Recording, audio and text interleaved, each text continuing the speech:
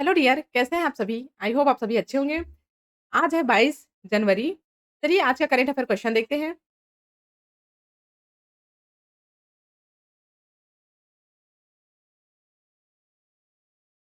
पहला है भारत रणभूमि दर्शन ऐप। भारत सरकार ने 15 जनवरी 2025 को यह ऐप लॉन्च किया, जिसका उद्देश्य है नागरिकों को भारतीय सशस्त्र बलों के वीरतापूर्ण इतिहास से जोड़ते हुए सीमावर्ती क्षेत्रों का पर्यटन केंद्रों में परिवर्तित करना। इस योजना का रक्षा मंत्रालय, पर्यटन मंत्रालय और भारतीय सेना के सहयोग से विकसित किया गया है। यहाँ पे देखिए,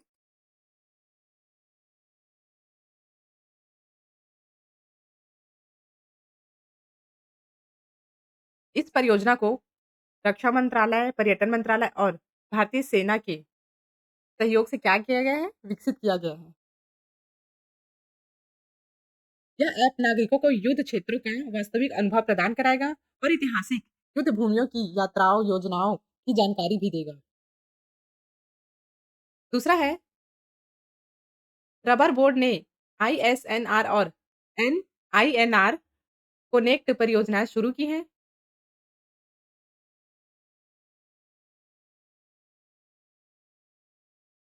हाल ही में भारतीय रबर बोर्ड ने दो महत्वपूर्ण पहल आईएसएनआर भारतीय सशक्त प्राकृतिक रबर और आईएनआर कनेक्ट की शुरुआत की है, जिसका उद्देश्य है भारत के रबर उद्योग को वैश्विक स्तर पर बढ़ावा देना और घरेलू उत्पादन को बढ़ावा देना है। किसको-किसको बढ़ावा देना? वैश्विक स्तर को और घरेलू उत्पादन को। भारतीय टिकाऊ प्राकृतिक रबर का उद्देश्य है भारतीय रबर उत्पादन को यूरोप संघ और वन विनाश विनिमय मानकों के अनुरूप बनाना और सस्टेनेबिलिटी प्रमाण लागू करना है। आगे चलते हैं।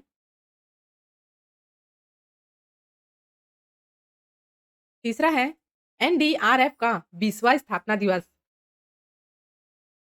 हाल ही में राष्ट्रीय आपदा मोचन बल ने अपना 20वां स्थापना दिवस मनाया, जिसमें केंद्र गृह एवं सहकारिता मंत्री श्री अमित शाह मुख्य अतिथि के रूप में उपस्थित रहे।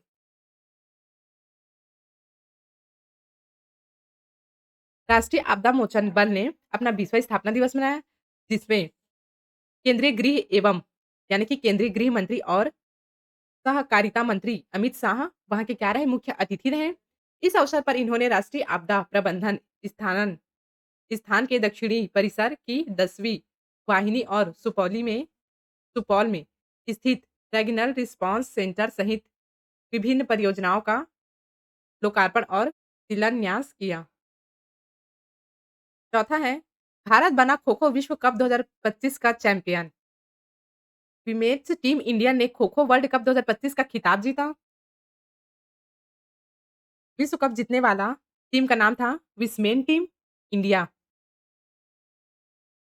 फाइनल में नेपाल को 78 40 से हराकर पहली चैंपियन बनी। भारत ने पहले खो-खो विश्व कप की मेज़बानी की, जो दिल्ली ने इंदिरा गांधी इंडोर स्टेडियम में 13 से 19 जनवरी 2025 के बीच आयोजित हुआ। इस विश्व कप की ट्रॉफी और मैस्कॉट तेजस और तारा थे। तेजस प्रतिभा और ऊर्जा का प्रतीक है, जबकि तारा मार्गदर्शन और आकांक्षा का प्रतीक है।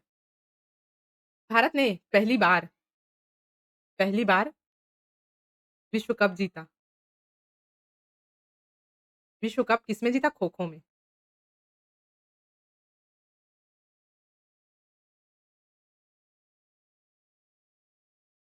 ये ये खेल किसके-किसके बीच था? भारत और नेपाल के बीच, जिसमें नेपाल को 78-14 से भारत ने क्या किया?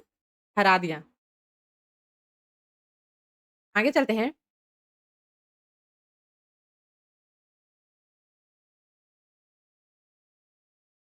5वां है कूका शहीद दिवस। 17 जनवरी 2025 को पंजाब के मारलेकोटा में नामधारी शहीद स्मारक पर कूका शहीद दिवस आयोजन किया गया। यह दिवस हर साल 17 से 18 जनवरी को कूका शहीद की सहत्ता की याद में मनाया जाता है। जब 1872 में 66 नामधारी सिखों ने शहद दी थी।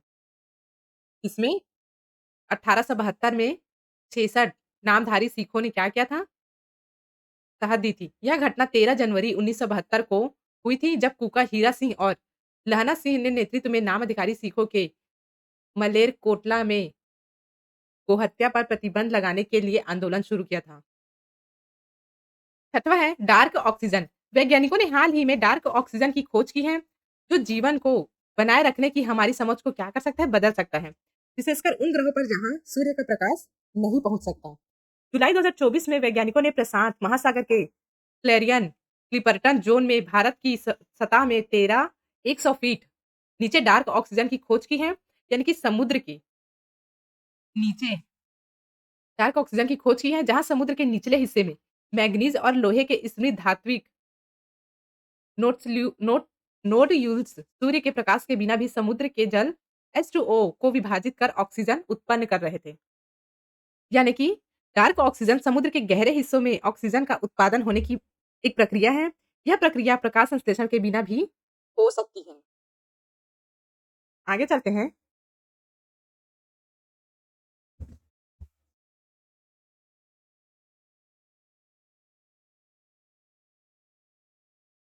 7वां है इंटरनेट गवर्नेंस इंटर्नशिप और क्षमता निर्माण योजना। भारतीय राष्ट्रीय इंटरनेट एक्सचेंज ने इंटरनेट गवर्नेंस इंटर्नशिप और क्षमता निर्माण योजना की शुरुआत की है। एनआईएक्सआई की स्थापना 2003 में हुई थी और यह सूचना प्रौद्योगिकी मंत्रालय के तहत एक गैर लाभकारी कंपनी है, जिसका उद्देश्य है भारत में इंटरनेट की पहुंच और स्वीकृति को बढ़ावा देना। आईजीआईसीबी योजना का उद्देश्य है देशवासियों के बीच इंटरनेट गवर्नेंस के बारे में जागरूकता बढ़ाना और विशेषज्ञता विकसित करना है। आगे चलते हैं। 8वां है गेट्स कैम्ब्रिज इम्पैक्ट पुरस्कार 2025। वर्ष 2025 के लिए भारत की प्रोफेसर उर्वशी सिन्हा, ये देखिए उर्वशी सिन्हा का इमेज, को गेट्स कैम्ब्रिज इम्पैक्ट पुरस्कार से सम्मानित किया गया। यह पुरस्कार क्वांटम कंप्यूटिंग के क्षेत्र में महत्वपूर्ण योगदान के लिए दिया गया है। Professor Urvashi Sinha quantum fundamentals और टेक्नोलॉजी दोनों में अनुसंधान करता है और रमन अनुसंधान संस्था में क्वांटम सूचना और कंप्यूटिंग लैब की प्रमुख है। वह हाल ही में घोषित राष्ट्रीय क्वांटम मिशन में नेतृत्वकारी भूमिका निभा रही हैं।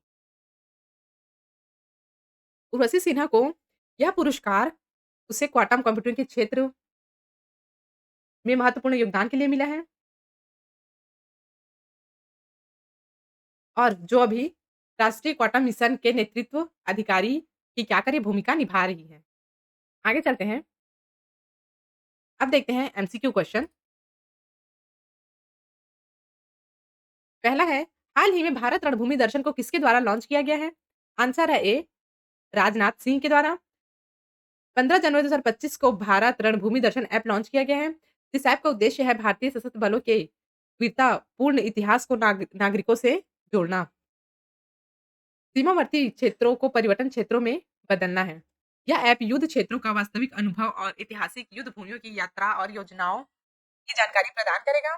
परियोजना रक्षा मंत्रालय, पर्यटन मंत्रालय और भारतीय सेना के सहयोग से यह विकसित की गई है। दूसरा है भारतीय रबर बोर्ड ने कौन-सी 2 महत्वपूर्ण पहल हाल ही में शुरू की है? आंसर है ए आईएसएनआर और आईएनआर कनेक्ट। इस पहल का उद्देश्य है भारत के रबर उद्योग को वैश्विक स्तर पर बढ़ावा देना और घरेलू उत्पादन को बढ़ावा देना। आईएसएनआर का उद्देश्य है भारतीय रबर उत्पादन को यूरोपीय संघ वन निवास विनिमय मानकों के अनुरूप बनाना और ट्रेसेबिलिटी प्रमाणन लागू करना है। आगे चलते हैं। इसकी इन 2 बातों को ध्यान दीजिएगा। आईएसएनआर और एनआई कनेक्ट करना इनका मेन उद्देश्य है विश्व स्तर को बढ़ावा देना और घरेलू उत्पादन को बढ़ावा देना। इन 2 पॉइंट को याद रखिएगा। आगे चलते हैं। तीसरा है राष्ट्रीय आपदा मोचन बल एनडीआरएफ का मुख्यालय कहाँ स्थित है? आंसर है ए, नई दिल्ली में।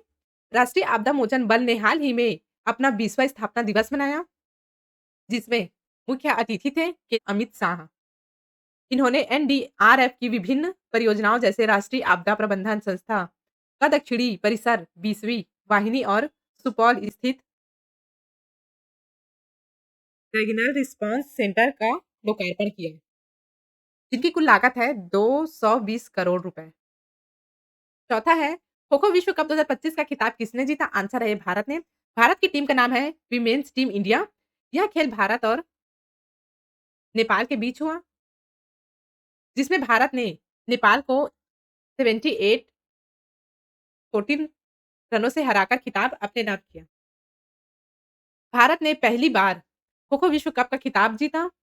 भारत ने पहले संस्करण की मेज़बानी 13 से 19 जनवरी 2025 तक दिल्ली के इंदिरा गांधी इंडोर स्टेडियम में आयोजित किया। इस विश्व कप की ट्रॉफी और मैस्कॉट तेजस और जिसके हकदार तेजस और तारा है। आगे चलते हैं।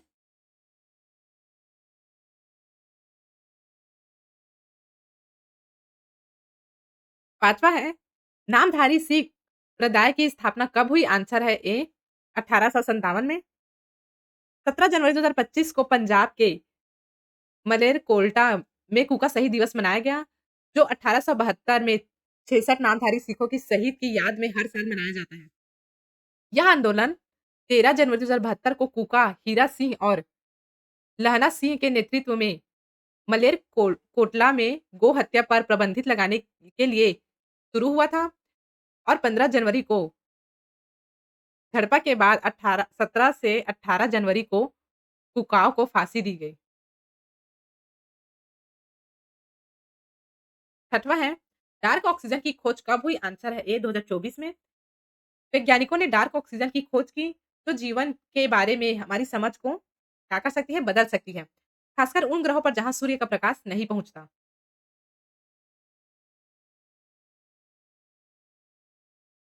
जुलाई 2024 में प्रशांत महासागर के कैलियन क्लिपर्टन ज़ोन में 13,100 फीट नीचे वैज्ञानिकों ने डार्क ऑक्सीजन का पता लगाया है, जहां मैंगनीज और लोहे के समृद्ध नोड्यूल्स सूर्य के प्रकाश बिना जल को प्रभावित कर ऑक्सीजन उत्पन्न कर रहे हैं। आगे चलते हैं।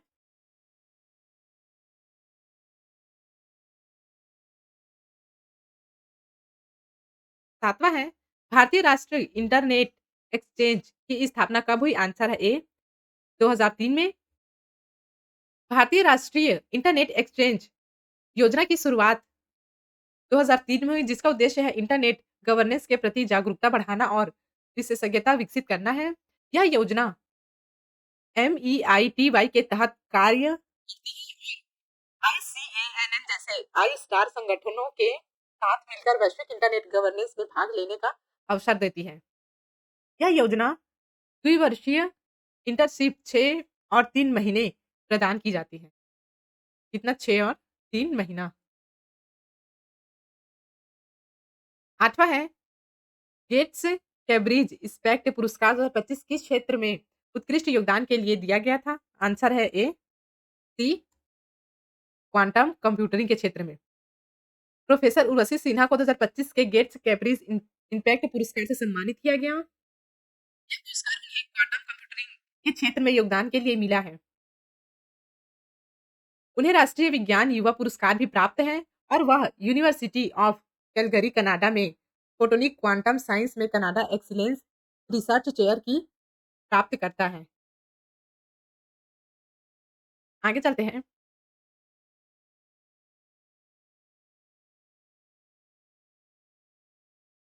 आप देखते हैं वल्लेनार। पहला है, भारत रणभूमि दर्शन ऐप का कौन-सा केंद्रीय मंत्रालय सहयोगी? आंसर है रक्षा मंत्रालय। दूसरा है, भारतीय रबर बोर्ड कैसा निकाय है? आंसर है यह रबर अधिनियम 1947 के तहत गठित एक वैज्ञानिक संगठन है। तीसरा है, अभी हाल ही में एनडीआरएफ का कौन-सा संस्थान स्थापना दिवस मनाया गया? आंसर है 20वाँ स्थापना दिवस। चौथा है, भारतीय खो-खो महासंघ की स्थापना कब हुई? आंसर है 1955 में। पाँचवा है, नामधारी सिख संप्रदाय के संस्थापक कौन है? आंसर है सतगुरु राम सिंह।